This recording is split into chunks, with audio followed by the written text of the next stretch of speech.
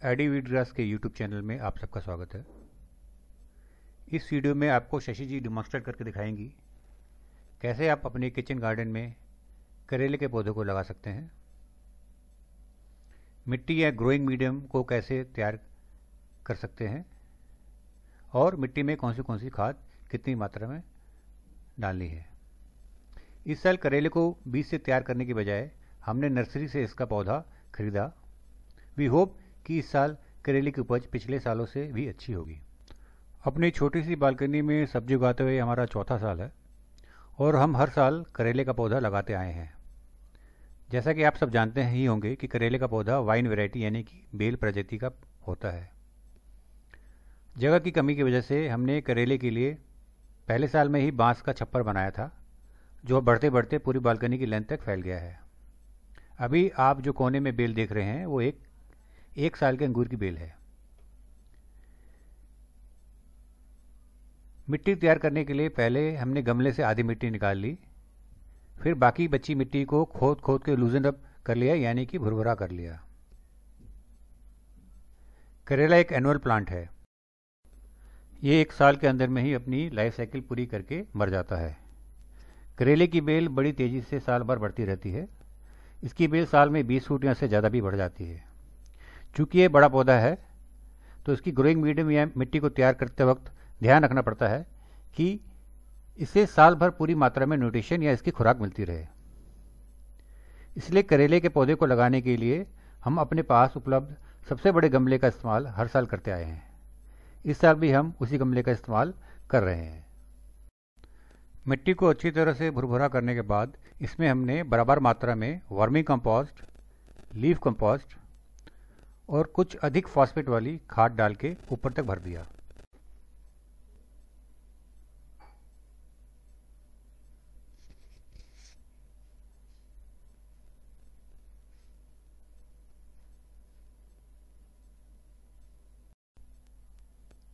फिर इसमें हमने थोड़ी सी बोन मील और मास्टर जैम को भी मिला दिया।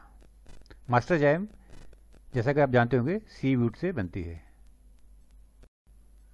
हम इंसानों की तरह पौधों को भी छोटी मात्रा में कुछ मिनरल्स चाहिए होते हैं, जैसे कि कैल्शियम, फास्फोरस, मैग्नीशियम, जिंक इत्यादि। ये मिनरल्स पौधे की हेल्थ के लिए जरूरी होते हैं और साथ में ये पौधे की फल और फूल बनाने की कैपेसिटी को भी बढ़ाते हैं। बोन मिल्स और मास्टर जैम ये सारे मिनरल्स जो हैं पौधों को उपलब्ध कराते हैं।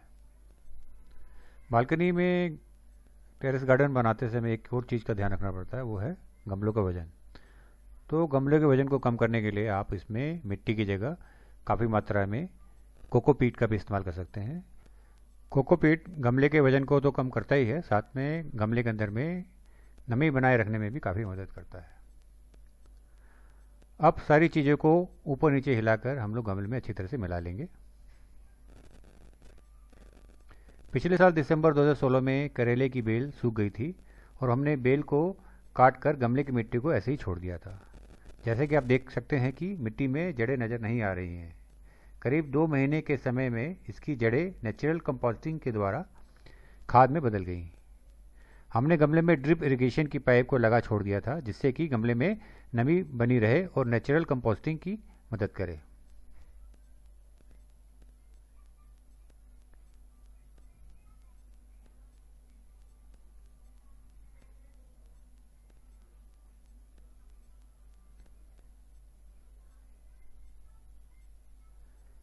मिट्टी को अच्छी तरह से मिलाने के बाद अब बारी है करेले के पौधे को बड़े गमले में लगाने की।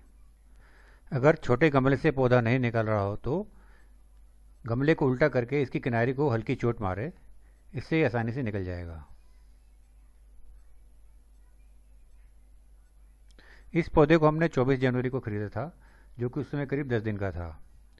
इस हिसाब से ये पौधा करीब आज की डेट में 34 दिन का है। जो लोग नर्सरी से पौधा ना खरीद सीधे बीज से उगाना चाहते हैं, वे डायरेक्ट बीज गमले में ही लगा सकते हैं, या फिर 4-5 बीज को छोटे गमले में लगा के उनमें से सबसे हेल्दी पौधे को सिलेक्ट करें और बड़े गमले में लगा लें। हमारी बालकनी में सुबह से करीब 2 बजे तक डायरेक्ट धूप आती है। करेले के पौधे को अच्छी तरह से बढ़ने और खूब सारे फल देने के लिए कम से कम 8 घंटे की सूरज की सीधी रोशनी चाहिए। आप सब भी करेले के गमले की पोजीशनिंग करते हुए इस चीज़ का खास ध्यान रखें। पौधे को गमले में सेट करने के बाद इसमें पानी दें। शुरू के दिनों में पानी का खास ख्याल रखें। अगर पहले कुछ दिनों में पौधा डायरेक्ट सनलाइट में कुछ कुम्हला जाता है तो आप इसके लिए शेड भी कर सकते हैं।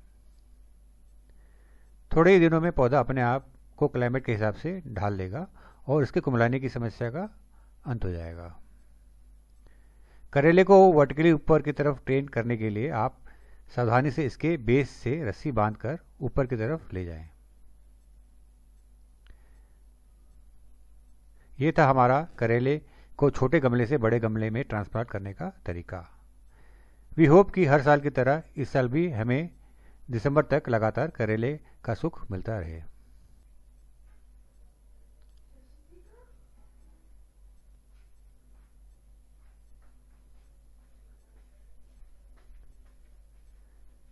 इस वीडियो को बनाने के लिए शशि जी को हमारा बहुत बहुत धन्यवाद। करेले को अपने किचन गार्डन में उगाने के लिए आप हमारे पिछले बनाए हुए वीडियो को भी देख सकते हैं। इसके द्वारा आपको जानकारी मिल गई कैसे आप करेले में फूल सूख के गिरने की समस्या का आप हल निकाल सकते हैं। साथ में आप उनमें ये भी देख सकते हैं कि कैसे आप करेले में कीड़े लगने से बचा सकते हैं। उम्मीद है आपको वीडियो जरूर पसंद आया होगा और आप इसको जरूर लाइक करेंगे। आगे आने वाले वीडियो की जानकारी के लिए आप एडी वीटग्रास के चैनल को सब्सक्राइब करें। मैं गौतम एडी वीटग्रास चैनल से आप सबसे विदा लेता हूँ। धन्यवाद।